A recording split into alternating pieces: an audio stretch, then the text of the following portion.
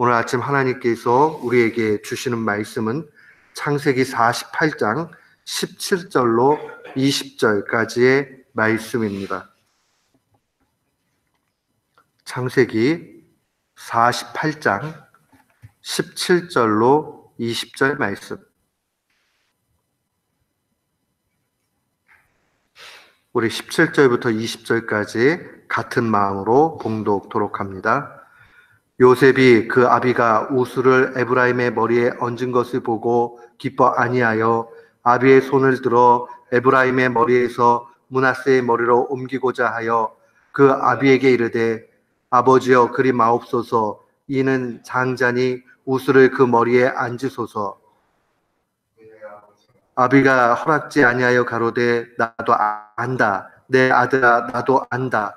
그도 한 족속이 되며 그도 크게 되거니와 그 아우가 그보다 큰 자가 되고 그 자손이 여러 민족을 이루리라 하고, 그날에 그들에게 축복하여 가로되, 이스라엘 족속이 너로 축복하기를 하나님이 너로 에브라임 같고 므낫세 같게 하시리라 하리라 하여 에브라임을 므낫세보다 앞세웠더라.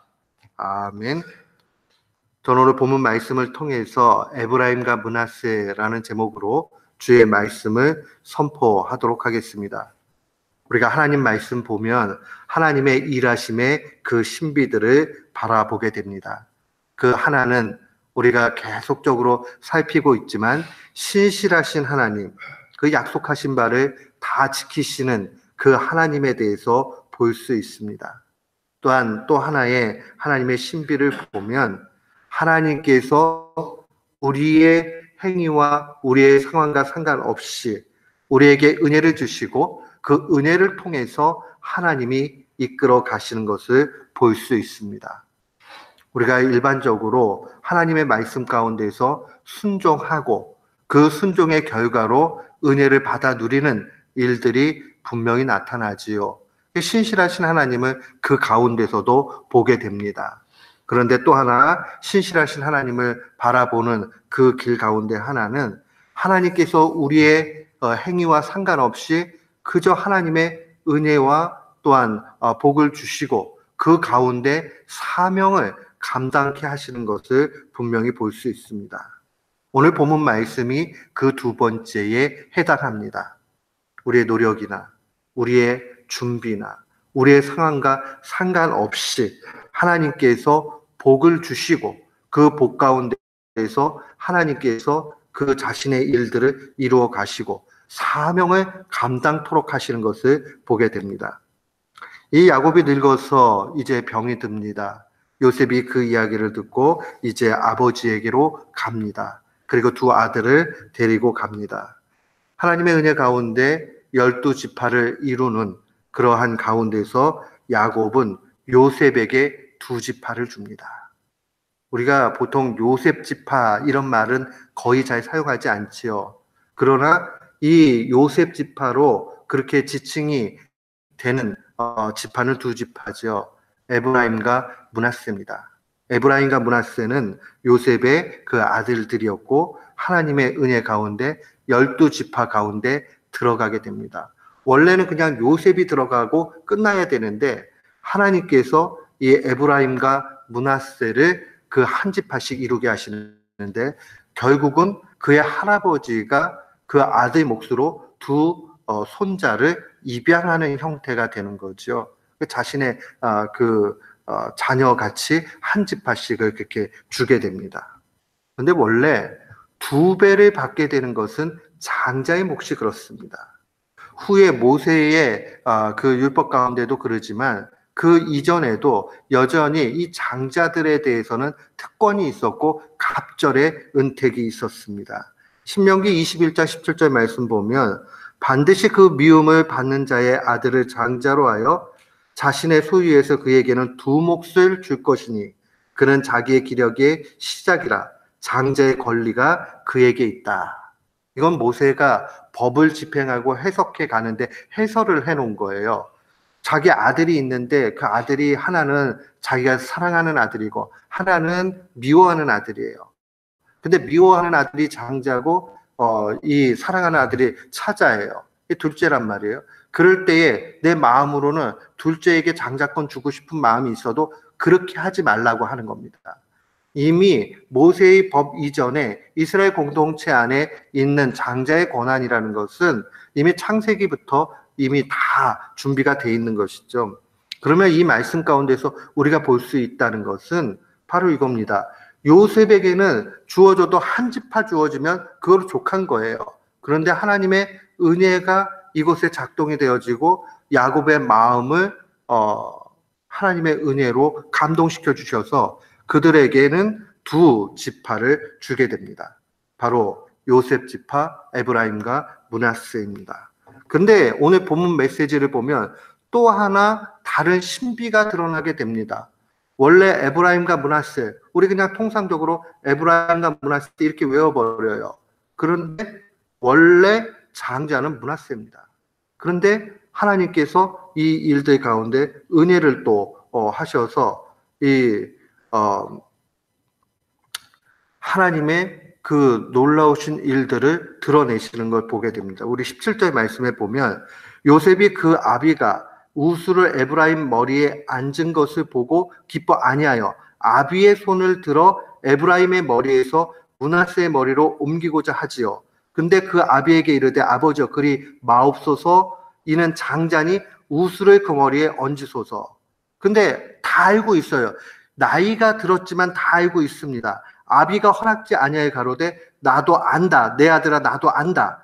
그도 한 족속이 되고 또 그도 크게 되거니와 그 아우가 그보다 큰 자가 되고 그 자손이 여러 민족을 이룬다라고 얘기를 하면서 그날에 그들에게 축복하여 가로되 이스라엘 족속이 너로 축복하기를 하나님이 너로 에브라임과 같고 므낫세 같게 하시리라 하는 그 말씀을 하면서 에브라임을 므낫세보다 앞세웠다라고 그렇게 증거하는 것을 볼 수 있습니다. 이것이 무엇을 이야기합니까? 오늘 이 본문 말씀이 주여 주는 것은 두 가지의 메시지가 있습니다. 첫 번째는 하나님의 방식은 인간의 생각과 다르다는 겁니다. 하나님의 지혜의 탁월함을 보여주는 겁니다. 우리가 상식으로 그냥 여겨지는 것, 주어지는 게 이러니까 어쩔 수 없지라는 개념은 어쩌면 없을 수 있다라는 거예요. 이사야서 55장 8절로 9절 말씀 보면 여호와의 말씀에 내 생각은 너희 생각과 다르며 내 길은 너희 길과 달라서 하늘이 땅보다 높음같이 내 길은 너희 길보다 높으며 내 생각은 너희 생각보다 높다. 하나님의 말씀을 그대로 선지자가 증거하는 겁니다.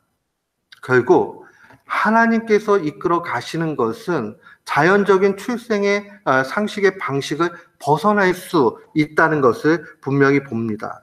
자신의 짧은 생각으로 하나님을 제한하거나 자신의 상황을 포기하는 것은 하나님에 대한 어떻게 보면 바른 자세가 아니다라는 것을 명확하게 보여주죠. 우리가 얼마든지 이 일들을 보면 요셉이 장자의 권한같이 두 지파 가질 수 있는 상황들이 아니란 말이에요. 그러나 하나님의 은혜는 그 모든 것을 초월해서 두 지파를 주겠다라고 하나님이 하시는 겁니다. 그러면 요셉이 하나님을 감동시키고 무언가를 하고 해서 이 일들이 일어났는가? 그렇지 않다라는 거죠. 하나님의 은혜 가운데서 이루어지는 일들은 하나님의 일 가운데서 이루어지는 겁니다. 그렇기 때문에 우리가 우리의 놓여진 현실을 바라보고 안 될 거야 라고 좌절하는 것은 하나님을 제한하는 일이 되고 맙니다. 사랑하는 성도 여러분, 우리의 상황들이 이건 정말 아무 소망이 없어 할지라도 하나님께 소망될 수 있습니다. 우리의 생각과 다르고 우리의 방식과 다른 하나님의 은혜를 볼 수 있어야 됩니다. 두 번째로 우리가 봐야 되는 것은 하나님의 복주심, 하나님 복을 내려주시는 것은 때로는 사명에 따라서 주어진다는 사실을 기억해야 됩니다. 왜 하나님께서 이 일들을 이루어 가시는가? 왜 에브라임에게 이렇게 더 큰 은혜를 주시는 듯 보여지는가? 인간의 순종과 상관없이 이건 그냥 주어진 거예요. 그거 왜 이렇게 주어졌느냐? 나중에 역사의 상황들을 한참 지나고 나서 보면 이 일들이 왜 이렇게 이루어졌는지를 보게 됩니다. 대략 한 400년이 지나고 나면 이 통일 왕조가 끝나고 분열이 되는 상황들이 나타나지요. 그때에 하나님께서 이 에브라임 지파를 통해서 일하시는 것을 보게 됩니다. 그 이전부터 하나님의 일들은 에브라임 지파를 통해서 일어나는 것이 분명히 있지요. 19절 말씀에 보면 그도 크게 되려니와 그 아우가 그보다 큰 자가 된다라고 증거를 합니다. 그런데 나중에 보시면 알지만 이 가나안 정복 시대의 여호수아가 에브라임 지파라는 것을 우리는 볼 수 있습니다. 그에게 더 많은 일들이 주어지는 일들은 나중에 장차 이 에브라임 지파가 아주 든든한 지파가 되어지는 걸 통해서 이 여호수아가 지도력을 행사하는데 아주 유익이 됩니다. 왜 이렇게 주어졌을까? 우리는 그때 당시에 다 해결하거나 이해하지 못할 수 있습니다. 우리 일상 삶 가운데서도 마찬가지죠. 우리가 이 땅에 살아가는 가운데서 야, 저 사람은 왜 저렇게 많은 것을 받았지? 왜 저 사람은 이렇게 받았지? 다 각기 생각들이 여러 있을 수 있어요. 그런데 그때 다 놓치지 말고 생각을 해야 되는 것은 하나님이 사용하시기 위해서 하나님이 그 복 주심은 사명을 위해서 주실 수 있습니다. 어떤 이들에게는 지혜를 크게 주시기도 하고 어떤 이들에게는 건강을 주시기도 하고 어떤 이들에게는 판단력과 뭐 다른 거 여러 가지 주실 수 있어요. 그럼 그거 왜 주실까? 돈은 왜 많이 주실까? 지금은 알지 못하지만 우리는 언제나 생각해야 되는 것이 있습니다. 이것 통해서 하나님의 영광을 위해 사용해야 되겠다 하는 생각을 해야 됩니다.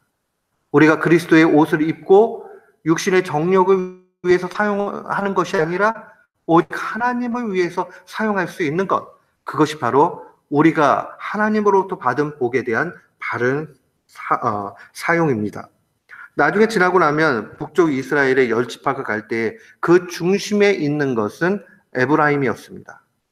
그 에브라임 지파를 중심으로 해서 이 북쪽 이스라엘이 이루어지는 것을 분명히 봅니다. 사랑하는 성도 여러분, 우리가 이 사실을 통해서 기억을 하셔야 되는 것은 하나님께서 우리에게 내가 노력하지도 않고 열심을 낸 것도 아닌데 주신 것이 있다면 그것에 대해서 우리가 감사하면서 어떻게 하나님 앞에 드려야 될 것인가 하는 것을 생각해야 됩니다. 오늘 주의 말씀은 우리에게 증거합니다. 하나님의 그 복 주심을 바로 사용하는 것, 또 하나님의 그 은혜에 우리가 순응하며 살아가는 일, 그 일들이 필요합니다. 오늘 말씀을 마음에 간직하면서 주어진 은혜가 무엇인지 우리 스스로가 계수하면서 감사하고 또한 사명에 충실한 우리 모두가 되시기를 주님의 이름으로 축원합니다. 아멘.